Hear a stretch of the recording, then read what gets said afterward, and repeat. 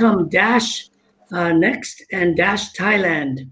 We are calling from Vietnam and Thailand, Bangkok, Thailand. I would like to pass the mic over to Dash, and please introduce yourself. Hi guys, my name is Felix. I'm together with Sascha, the co-founder of Dash Next and Dash Thailand, in fact. So we are doing a couple of things with Dash, and we will explain more of that later. I'm in the crypto space kind of forever. Since 2014, I started off explaining people what Bitcoin is and wrote a book about it. We opened the Blockchain Academy in Germany, where we really help corporations to understand the business value and monetization strategies with blockchain technology. And yeah, we found, I have to say, we found each other with Sascha together here in Asia, really always focusing on building the bridge between the Western and the Eastern world. As you might know, there's not only one internet, but there's big language and app and whatever barriers around the globe. If you go to Korea, China, or the West, we kind of assume always that everybody is using Twitter, LinkedIn and all, but it turns out this is not the case. And the same goes for blockchain technology. So we are here in Asia to drive mass adoption on crypto, and I mean, we're again, such a long time in the space, and still we are not very far beyond trading at this point. So this is exactly what we want to change. And this is where we focus most of our energy on. Yeah, exactly. Yeah. I'm Sascha, and as Felix said, we found each other here in Bangkok, and we are the co-founders of two Dash projects, Dash Next and Dash Thailand.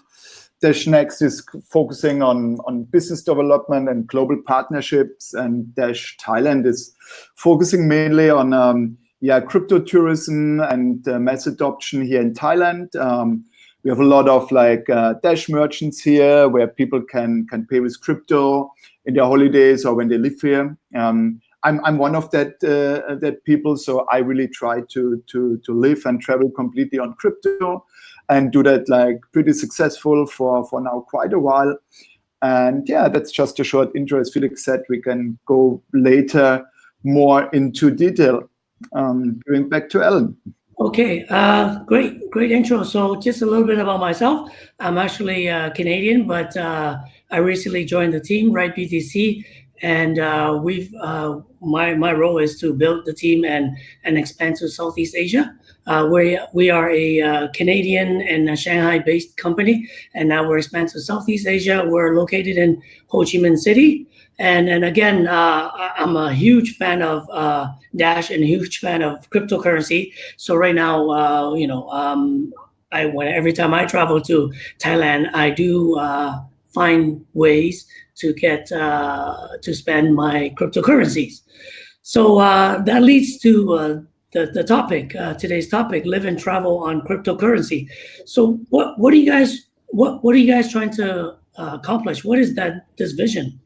Yeah, number one, I'm very happy to hear that, and I hear that for many times. Like when we push the crypto adoption here in Thailand, it's not only that people living here or Thai people are using it. Like I heard it especially many times from Vietnamese people. I mean, Bangkok is a travel hub, one of the biggest in Asia, and many crypto people, many conferences happening here and everything. And it seems you've been here a couple of times as well. And it's many people who are coming to Thailand or to Bangkok, and we meet them, they tell us, hey, I'm in the crypto space for so long, but it's the first time I ever spent crypto was in Bangkok, because here it's very active scene, especially from the Dash side, and a lot of merchants, and but also a lot of spenders, and do it in different ways. Maybe even book their flight to Thailand over the multiple travel platforms, and then when they are here, go to all the bars, restaurants, and free time activities. So and to the second part, you asked what is our goal here. I mean, Thailand is one of the most traveled destinations in the world. I think Bangkok was the last couple of years the number one traveled city in the world. And also a lot of digital nomads and crypto travelers coming here. So that's why our goal was, like to target that people at the beginning. I mean, like people always saying mass adoption, but I mean, you have to start somewhere, right? And I mean, there are different use cases. Inflation rate can be one use case for pushing the use case of crypto adoption. Like Dash is doing it, for example, in Venezuela or in other countries around the world. But I mean, like we thought always, we cannot wait till hyperinflation happened all around the world. Like there are different use cases for crypto, and we always believed it's travel. So that's why we think like Dash, crypto, tourism, Thailand, that all fits wonderful together. And like what you just said shows us that we are right. So like that you also like looking even forward coming to Thailand and spending your crypto, and Dash in particular, I hope. Yeah, for sure. I mean, we are in discussion, and we are going to plan an event together in the upcoming month. So let's walk this through. I fly to Thailand. I land in Bangkok, and then I have my traditional credit card, and I'm gonna take the cab straight to let's say CM, the mall, the CM mall. Now, I want to start spending cryptocurrency. I want to spend Dash. What do I do? How do I enable this?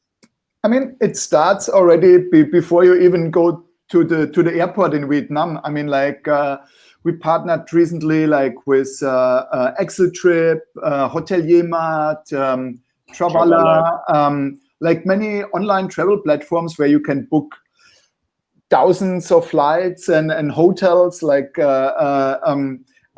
and for like pretty competitive prices. Yeah? Millions of hotels, in fact. Millions of hotels. And you can choose your hotel, you can choose your flight. And when you then finally arrived in Thailand, check in your hotel, everything. There are different kind of crypto maps, like for example, AnyPay. .global has a very nice map for Dash. Then there is discoverdash.com, which is a very nice crypto map. We working on a project, or like it's already existing project, but we like want to upgrade it at the moment a little bit, called Dash Tourist. So we're working on different projects where people can look, hey, where I can spend my Dash. So that's how it works. So you look where you are, you see like which Dash acceptances are around you, and then you can go to them. And it's always like not just spending your crypto. Usually when you go there, you meet like-minded people. Sometimes you get even discounts because like if merchants, for example, using AnyPay POS system, and you pay with Dash, you get I think it's not always like, but like in many cases, you get like even a 10% kickback. Meaning, using Dash gives you even a discount. That's how it usually works. Yeah, I mean, maybe some things to add, right? I mean, one very good idea is be part of our Telegram group, because you know what, one beautiful thing about this whole crypto movement, is like you find really very easily like-minded people, right? So imagine you're a tourist, and usually you would come here, you would do your holiday alone, and let's say you're really like a single traveler, it's like so easy to come in a nice network of people. And honestly, it makes me so happy every time I go somewhere. I'm going either to our Discord channels and say, hey, I'm in this country or in this city. Is anyone here, right? Let's meet up, have a beer. Let's go to a Dash merchant together. This is like a fantastic point of starting a holiday. The second part is, this crypto movement, and it's a bit absurd actually, that obviously you want to pay something, so you would expect the payment solution everywhere, right? Of course, we are crypto, we are in the kindergarten still, and we're trying to make it happen. I think for the most part, and not only for Dash but for any other cryptocurrency, there was this tendency to say we go from shop to shop and onboard individual merchants, right? This is nice, is right, and is really a grassroots movement, which makes sense up to a point, but obviously in order to scale, you have to go a different approach, right? And this is why we said we are partnering with hotel platforms. We are partnering with all other payment verticals, such as gaming, gambling, even marijuana, CBD, you know, and for us, these are the multiplicators. So, you know, the moment we have a hotel platform where I can book millions of hotels, obviously I have a lot of more Dash acceptances, even though those are not native Dash acceptances, right? So for example, I can book a Hilton hotel in Bangkok with Dash, but I cannot go in the Hilton and pay with Dash. So it's a bit of a, you know, it's a bit of a hard thing to understand. This is why a good way always is also to go to dash.org, check out our partners, check the maps Sascha just mentioned, maps.anypay.global, and discover Dash, right? But the issue with these merchant directories is that they are outdated very fast, right? So imagine a shop is closing.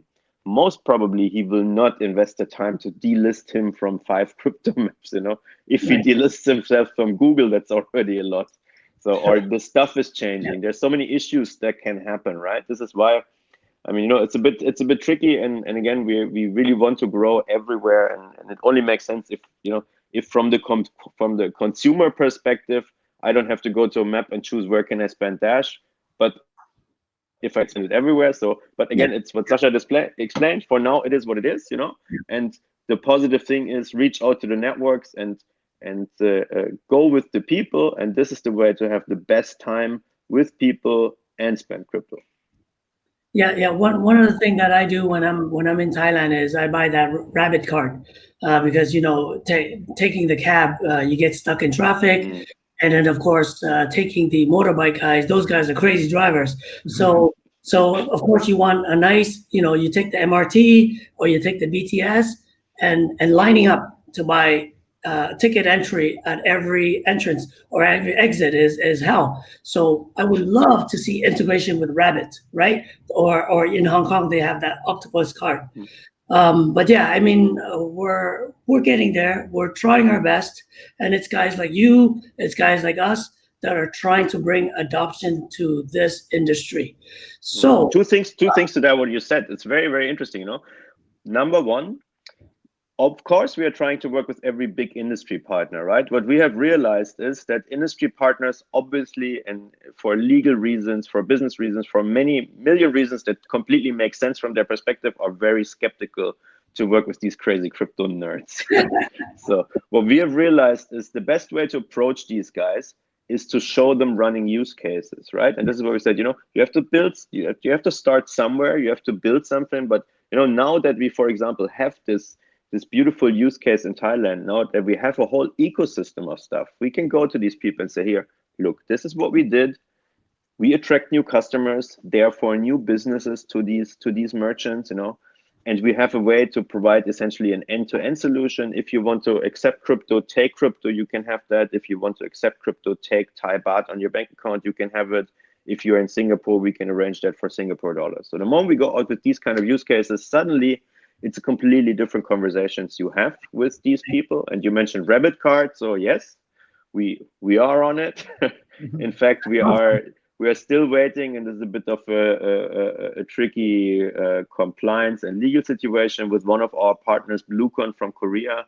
They are offering essentially, or they are planning to do international prepaid card for public transport all around the world, starting off in Korea, Hong Kong, Singapore, and Thailand. But of course, you know, these are conversations are cumbersome.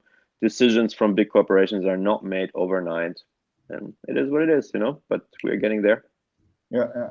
That's a good one. I mean, like, it's not that we are only in Thailand. As we said before already with Dash Next, like we're also taking care of other countries. So what we have in Thailand only is like that small merchant ecosystem, which, you know, like we don't see our success in like having like that 50, 100 merchants in Thailand. Yeah, that's our showcase, you know, like as Felix said, like whenever we go somewhere, that's the most interesting part. That's what people want to see. It's like a proof of concept, right? So you cannot scale and knocking on every merchant's door and ask, hey, would you like to accept Dash? Yeah, because then you have to bring customers there, etc., etc. So, you know, like we are very happy with our ecosystem we have. with the 50 to 100 merchants. And we can show that it's a proof of concept, that it's a running system. And then we can approach others like Rapid. So for sure, like that was one of the first things we had in mind. And maybe maybe it's not happening first in Thailand. Maybe it's happening first in Korea, because we are not only focused on Thailand. So, but it will happen in the next couple of months or years, because there are many regulations to consider. I mean, like just as an example, because you mentioned Rapid, if I have a Rapid card, and I want to level up money at a BTS, I have to show my passport. Like it's already like a kind of a KYC AML in Thailand, because like, you have to show who you are, because like that cards you can use kind of as a debit card to spend also at other places. So, and when then regulations get in place, so like no one want to also do mistakes, and we understand that. So that's why that kind of processes take a long time, and we are happy that we now running Dash Thailand and for 1.5 years or longer even, and Dash Next also for quite a while. So we build up trust, and you need that trust level to get to that big corporations and do the next steps. Yeah, absolutely. And what Sascha said, it's cumbersome, and it's very important to also realize, if you do crypto adoption, you have to go country by country, right? We said we are here based in Asia, but we do global business. And in fact, what we bring in place is to make it happen in every country, because in Thailand, you have this Rabbit card, you have to give you a passport, right? This is not the case in Singapore. At the same time, it's a completely different thing from a regulatory perspective, what you have to do to run an exchange in Thailand or in Singapore. Therefore, it's a different story on what partners, in what conditions you get for fiat on-off ramping. So there's a lot of stuff, there's the industry vertical you have to go, there's the regulatory vertical you have to deal with, and of course, there's the regional differences, right? We didn't talk about that yet, but if you go to Europe, try to spend something with the credit card. I was recently in Munich at we did Dashtoberfest with Oktoberfest.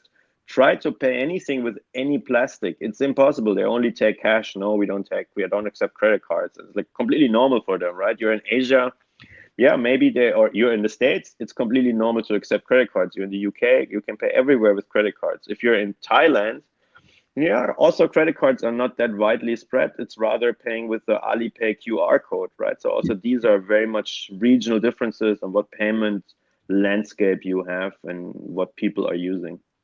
Right. So you're talking about regional and expanding across the region, and you mentioned Korea. So do you guys have any plans to expand within the region other than Thailand? Yes, of course. I mean, like as we mentioned a couple of times, like there are also like some misunderstandings always like inside our community. I mean, like we are based in Thailand, so that's why like we started here doing some meetups, and we said, okay, let's like start here like that ecosystem. Let's make it more professional. But actually, our mission is really Dash Next, doing like that partnerships and bringing like our successful use case like to other places. I mean, like you are right now in Vietnam, like Felix and me, we've been a couple of times to Vietnam. Like Felix was speaking on conferences there, like did even Dash meetups. I think we had like 2 or 3 Dash meetups already in Vietnam. I mean, like it's like in the region, like Felix was also like a couple of times in Korea. I mean, I'm more based like in Bangkok. Felix is more traveling around, spreading the word. But I mean, like we always need people on the ground to push it then. But we have everywhere some nice partnerships in Singapore, in Vietnam, in Korea, in a lot of other countries. And we want to expand that. And I mean, like also, I mean, the partnership with RightBTC. I mean, like we are very happy that you guys integrated Dash and that spread the word again. But on the other side, like there are many possibilities for you having Dash, like, because I always say, like, a lot of exchanges out there. And I mean, it's getting harder and harder to get more and more traders, because I mean, there's a limit. Not everyone going to be a crypto trader in future, but I believe like many people going to be a crypto holders and maybe crypto spenders, definitely in future more than traders. I mean, it seemed like how many people do FX trading? Yeah, like, but how many people have like any currency? Yeah, and that will be the future. So that's why I think also exchanges have to think about how we can get like retail consumers in shops. You know, like for example, when I have Dash, you know, like I mean, if like all the merchants are connected somehow to exchanges and have fiat on-off ramping, every merchant can accept crypto, right? Like, because I pay with whatever currency I want, and the merchant gets every currency he wants directly. That's how that's how I see the future. Yeah, that's how I see the future position of an exchange. If it will work in the traditional model, how it is at the moment, or through a swap in the wallet or whatever. But I mean, yeah, that's, and we need that, what Felix also said, like we need that kind of multiplicators, like also like the travel platforms who say, hey, we accept crypto, but I doubt that the hotels get paid in crypto, but they have an exchange in the background, and the hotel will get US dollar, or maybe you pay with Bitcoin, but they want Dash, or the other way around. Like, yeah, and that's what the platforms, exchanges, or whatever are doing. And then, you know, we can spread quicker. I mean, Felix, me, and our team, we have already like 24/7 working time. So, and Dash itself like needs that kind of partner. So that's why we are very busy building partnerships like with RightBTC, and we hope that helps to spread. Yeah, so, two more things to add on that. Maybe, you know, it's like really about leveraging the networks, because blockchain is such a young industry. So it's really very much about who knows who. And honestly, I mean, it's very nice to be at these conferences, to meet all these people, right? We have like great after events where you come together on and connect more on a private level. And this is, in my opinion, one of the biggest differences between all the traditional world. And this is the reason why things move 50 times faster than any other world. You know, you sit together with a beer in the night, you say, hey, can we do this and this? And everybody has like so many new opportunities, you know, it's like things get like bam, bam, bam, you know, it's like sometimes mind blowing for me. Yeah. This is number one. Number two is, and this is one important thing to understand about Dash and really differs us from many, many other projects out there, that we have this proposal system, right? Where 10% of the coins we print, let's say, of the block rewards are distributed to all operations within Dash. And this led to a situation where Dash has built teams all around the world, right? So there are people on the ground in Latin America, in the US, in Europe, in Africa, you know, and we are here in Asia. So for us, it's very important to have presence here in Asia, because again, if you are in Singapore, you most probably have a different personal network than you are based in NYC, right? So this is completely normal. So for us, it's important to be in Bangkok. And one major reason also is not because the tourism use case is perfect and we had to start somewhere, but also because Bangkok is, I mean, one of the main tourist hubs in the world. You go to Bangkok airport, you can catch a flight everywhere in Asia, like within minutes, you know, rather than, you know, it's also nice to be in Vietnam, but it would be harder for us to do what we do. Yeah, I totally agree. So I'm just looking at the time to become the digital cash. What's your take on this? We used to be dark coins, like in the crypto anarchy days, where you were like, yeah, let's revolutionize the world. We do something completely different, right? From our business perspective, you know, we are completely on this. Like, you should be, I mean, you should have control over your finances. If you don't want to show everything, people should not be able to sneak on you and all that, right? We are completely in line on a philosophical level. In the reality, it is what it is sometimes, you know, and you obviously, if you run into issues with the regulators and no exchange has you in a country and you don't have a fiat on-off ramp, then you probably might not get merchants. So for us, obviously, it's about explaining this confusion. For us, it's a bit, I mean, working in Dash, but we're in the middle of the forest, let's say, so we don't see the trees anymore. So for us, actually, Dash is not a private coin, you know, because Dash has a privacy feature, which is essentially the same like a Bitcoin mixing feature, or the same technology you would use to mix Ethereum, right? So in a legal logic, actually, this would mean that if you delist Dash, you have to delist Bitcoin because they're using exactly the same technology for enabling a private way of sending without being like completely public, right? This is one thing. Okay, so now it's on us to do this explanation, because for some reason, and we are working hard to change the messaging, the media too often says, hey, we are a privacy coin, right? So we have legal statements. I think actually, in fact, we were not delisted at almost every exchange that planned it, right? After, yeah, because we were reaching out to them, you know, this is one thing, but also, and this is also very special about Dash, we are grabbing the phone to call regulators and to start a conversation there, because it turns out, I mean, they are people, number one, they're usually nice people, and they're just people who don't know what is happening right now out there, right? So they need people like us, and they need the legal security. We get that, right? So, you know, it's a back and forth with regulators, with lawyers, and getting it done. But yeah, at the end of the day, one more aspect, maybe this is a bit interesting and very funny for me, actually being a European, right? They pulled out the GDPR laws saying, hey, you cannot make certain stuff public, you cannot relate personal info on whatever you have, right? And now we have blockchain where everything's public. So, you know, there's a big gap. So let's assume you are a corporation and you do your payroll completely on cryptocurrency, you know, it's like, how would you do that with complying to GDPR laws, right? So you have to find a way, you have to be practical, and yeah, you have to make it happen. Yeah, it was mainly like to add on that, like, and Felix said it already, but like to sum it up, maybe, I mean, it was mainly like a miscommunication, and that's partly also like our fault, to be honest. Like, I mean, you know, like a couple of years ago, who knew how the space gonna evolve, and like, I mean, we really, like, you know, said we are a privacy coin, but actually, like, in fact, we never been a privacy coin, not more or less than Bitcoin is one.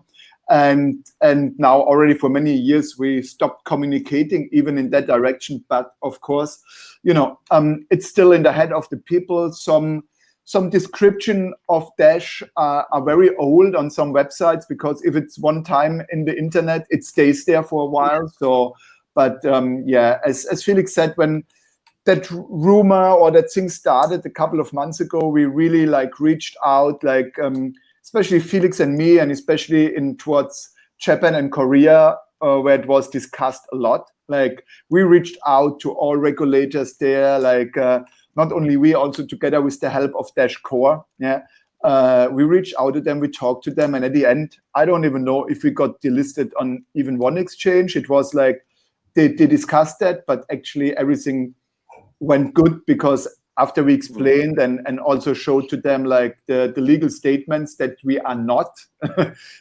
proven not a privacy coin, everything was good, and I hope like that also like the mainstream will understand soon that we are not. But yeah, that's great. Thank you very much. I think it's time for a conclusion, and you know, we are going to make a visit to Bangkok soon. We're hoping that our virus, our corona body, you know, calms down, and travel restrictions are lifted, and then we can resume these awesome meetups. I and our team would love to come to Thailand, spend some Dash, and then of course, you know, take the MRT and meet the local community. So I want to thank, first of all, I want to thank Andy, and I apologize for Andy for not being here because his connection failed, is poor. And thank you, Felix from Dash Thailand, Dash Next, Felix and Sascha. And this is Alan Ta from RightBTC Vietnam.